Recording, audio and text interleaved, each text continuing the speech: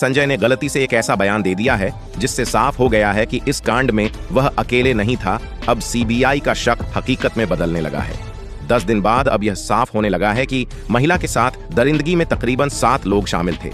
एक भयंकर खुलासे में बताया गया कि करीब 7 लोगों ने शराब पी, फिर उन्होंने पीड़िता के हाथ कसकर पकड़े, उसे मारा पीटा और उसके साथ बलात्कार किया। खुलासे में यह भी दावा किया गया कि उन 7 लोगों में से 2 ने महिला के टांग पकड़कर जरासंध की तरह अलग कर दिया, फिर संजय को बुलाया। लेकिन यह तो कुछ भी नहीं, आगे ऐसे ऐसे खुलासे हुए हैं। इसके बाद यह साफ हो गया है कि यह काम अकेले संजय का नहीं था, बल्कि इसमें कई लोग शामिल हैं। अब प्रिंसिपल समेत 7 लोगों का बचाना नामुमकिन है। सब कुछ जानेंगे विस्तार से, लेकिन आगे बढ़ने से पहले आप सभी के लाइक और कमेंट के लिए शुक्रिया। इस वीडियो के लिए एम करते हैं 10,000 लाइक्स। दरअसल अदालत में दरिंदे संजय ने वह कबूल कर लिया है जिसके इंतजार में पूरा भारत मुंह लटकाए खड़ा था। पूरे भारत को यह पता था कि यह काम एक बंदे का नहीं है।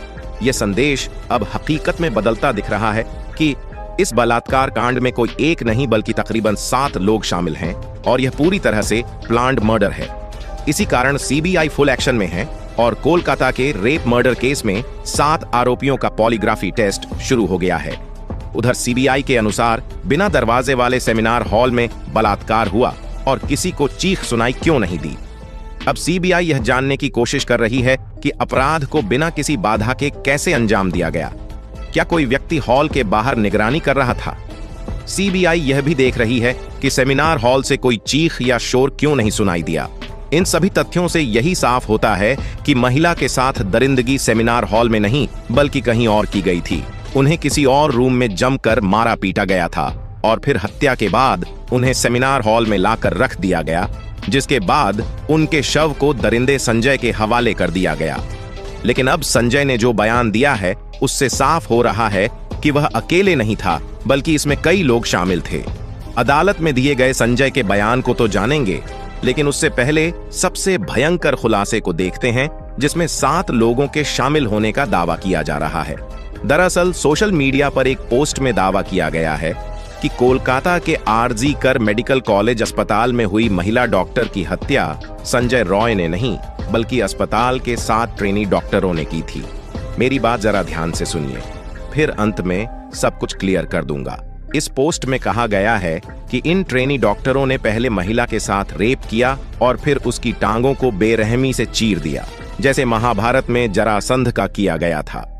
जरासंध को मारने का एकमात्र तरीका यह था कि उसे बीच से चीरकर 2 भागों में विभाजित किया जाए और फिर उन हिस्सों को अलग अलग दिशा में फेंक दिया जाए ताकि वे फिर से जुड़ न सकें। भीम ने इसी तरीके से जरासंध का वध किया था। एक्टिविस्ट मधु किश्वर ने सोशल मीडिया प्लेटफॉर्म एक्स पर इस बारे में एक पोस्ट किया जिसमें उन्होंने बताया कि अस्पताल में काम करने वाली एक महिला डॉक्टर और उसकी दोस्त के बीच हुई फोन कॉल बातचीत में यह दावा किया गया है। उन्होंने इस बातचीत का ऑडियो भी शेयर किया जो बंगाली में है। माना जा रहा है कि सीबीआई को इस ऑडियो कॉल से कई गंभीर सुराग मिल सकते हैं। मधु किश्वर के अनुसार इस बातचीत में कहा गया है कि महिला एक बहुत ही होशियार स्टूडेंट थी, लेकिन उसे अस्पताल और प्रिंसिपल के कुछ बेहद भयानक राज्य पता थे, जिसके कारण उसे धमकियां दी जा रही थीं कि उसे अपनी थीसिस पूरी नहीं करने दी जाएगी। लेकिन इसके बावजूद भी महिला डरने वाली नहीं थी। उसने इसका विरोध किया और कहा कि अगर उसे परेशान किया गया तो वह अस्पताल की काली करतूतों को उजागर कर देगी। जिसके बाद पिछले 6 महीनों से उसे लगातार परेशान किया जा रहा था। उसे बिना रुके 26 घंटे की नाइट शिफ्ट पर रखा जा रहा था और उस पर भारी काम का प्रेशर डाला जा रहा था। चेस डिपार्टमेंट के हेड, सीनियर पीजीटी और अन्य लोग भी इस बात से वाकिफ थे कि प्रिंसिपल और उनके ग्रुप नेक्सस का इस स्टूडेंट पर कितना दबाव था। इस बात से साफ है कि प्रिंसिपल समेत पूरा अस्पताल उस महिला के खिलाफ खड़ा हो गया था, क्योंकि वह सच और न्याय के लिए झुकने को तैयार नहीं थी। इस सब के बावजूद वह लड़की अपने स्टैंड पर अडिग थी। 9 अगस्त 2024 की रात इन सभी ने मिलकर उसके खिलाफ साजिश रची। पोस्ट में बताया गया कि रेप और मर्डर पहले से प्लान किया गया था। यह अब तक का सबसे खौफनाक खुलासा है और सीबीआई इसी के आधार पर जांच आगे बढ़ा रही है। बातचीत में यह भी कहा गया कि पहले कई पीजीटी और सीनियर डॉक्टर्स सेमिनार रूम में आराम करते थे, लेकिन उस रात पीड़िता को अकेले वहां सोने के लिए कहा गया। कुछ स्टूडेंट्स ने अफवाह फैला दी कि कमरा निर्माणाधीन है और वहां कोई नहीं जा सकता, जिसके बाद उस सेमिनार हॉल में किसी की जाने की हिम्मत नहीं हुई। फोन पर बात कर रही अस्पताल के डॉक्टर ने दावा किया कि घटना से पहले 4 साथी स्टूडेंट्स ने पीड़िता के साथ सेमिनार रूम में डिनर किया था, जिसमें एक लड़की भी शामिल थी। ये चारों सीबीआई के रडार पर हैं और इनकी पॉलीग्राफ टेस्ट भी कराई जा रही है। लेकिन इसके बाद पीड़िता को सेमिनार रूम में अकेले सोने के लिए कहा गया। बातचीत में यह भी बताया गया कि करीब 7 लोगों का एक ग्रुप नीचे गया और शराब पी। फिर उन्होंने पीड़िता के हाथ कसकर पकड़े, उसे मारा पीटा और उसके साथ बलात्कार किया। इस वारदात में एक महिला इंटर्न ने भी मदद की। खुलासे में यह भी दावा किया गया कि उनमें से 2 ने पीड़िता के पैर पकड़कर जरासंध की तरह अलग कर दिया, जिससे उसकी पेल्विक की हड्डियां टूट गईं। उन्होंने उसकी कॉलर बोन को भी तोड़ दिया और फिर उसे उल्टा लिटाकर उसके ऊपर जूतों से रौंदा। उसके सिर को इतनी बुरी तरह कुचला गया कि उसकी खोपड़ी फट गई। इस तरह से 9 अगस्त की देर रात कोलकाता के आरजीकर हॉस्पिटल में ट्रेनी डॉक्टर की रेप के बाद हत्या कर दी गई। देखिए, अगर यह सभी बात सच है तो फिर सीबीआई को इन 7 लोगों के खिलाफ सबूत जरूर मिलेगी और संजय के साथ इन 7 को भी कड़ी सजा मिलनी चाहिए। इसके बाद जब ये सभी लोग वारदात को अंजाम देकर सीढ़ियों से नीचे उतरे तो संजय रॉय को देखा, जो ग्रुप डी के दूसरे कर्मचारियों के साथ शराब पी रहा था। इन डॉक्टरों ने संजय से कहा कि सेमिनार रूम में जाओ, वहां तुम्हारे लिए एक लड़की है। इसके बाद संजय ने अर्धनग्न शव के साथ बलात्कार किया ताकि उसका वीर्य पीड़िता की योनि में मिल सके। सुबह पीड़िता का अर्धनग्न शव मिला था। इसके बाद देश भर के डॉक्टरों ने विरोध प्रदर्शन किया। इस ट्वीट और इस खुलासे को स्वतंत्र तरीके से हम प्रमाणित नहीं कर सकते, लेकिन यह ट्वीट सीबीआई की जांच में काफी महत्वपूर्ण होने वाली है। माना जा रहा है कि सीबीआई ने भी 7 लोगों को रडार पर लिया हुआ है। कोलकाता के रेप मर्डर केस में 7 आरोपियों का पॉलीग्राफी टेस्ट शुरू हो गया है।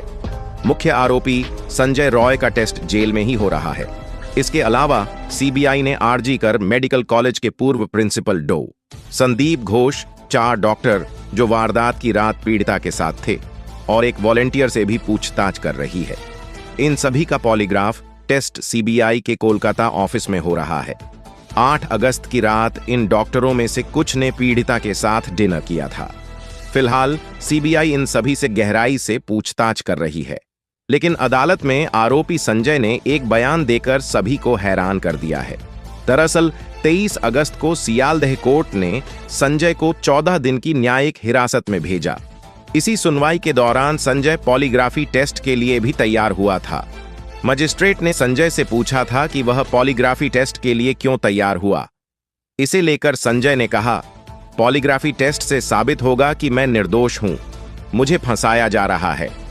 संजय के इस बयान ने बवाल खड़ा कर दिया है, क्योंकि वह खुद को निर्दोष बता रहा है। इसका मतलब साफ है कि इस कांड में कई लोग शामिल हैं। इसी कारण सीबीआई फुल एक्शन मोड में आ चुकी है।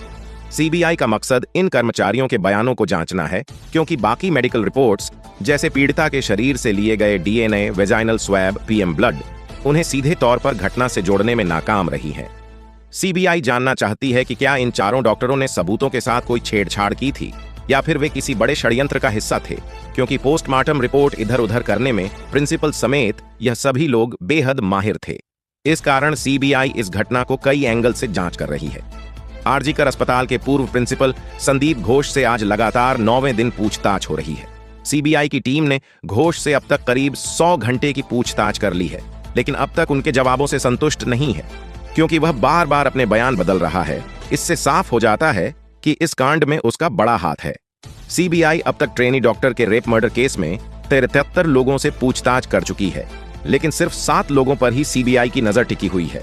सीबीआई यह भी पता लगाने की कोशिश कर रही है कि क्या सेमिनार हॉल के बाहर कोई और व्यक्ति तैनात था। इसके लिए सीसीटीवी फुटेज की गहराई से जांच की जा रही है। अधिकारी यह भी देख रहे हैं कि जब घटना हुई तो सेमिनार हॉल के अंदर से कोई आवाज क्यों नहीं सुनाई दी। सीबीआई के अनुसार अस्पताल के सेमिनार हॉल के दरवाजे की चिटकनी कुछ दिनों से टूटी हुई थी और यह बात सबको पता थी। इसी कारण जब डॉक्टर रात 2 से 3 बजे के बीच हॉल में गईं तो दरवाजा बंद नहीं कर पाईं। एक ड्यूटी डॉक्टर ने उन्हें सोते हुए भी देखा था। अब सीबीआई यह जानने की कोशिश कर रही है कि अपराध को बिना किसी बाधा के कैसे अंजाम दिया गया। क्या कोई व्यक्ति हॉल के बाहर निगरानी कर रहा था? सीबीआई यह भी देख रही है कि सेमिनार हॉल से कोई चीख या शोर क्यों नहीं सुनाई दिया।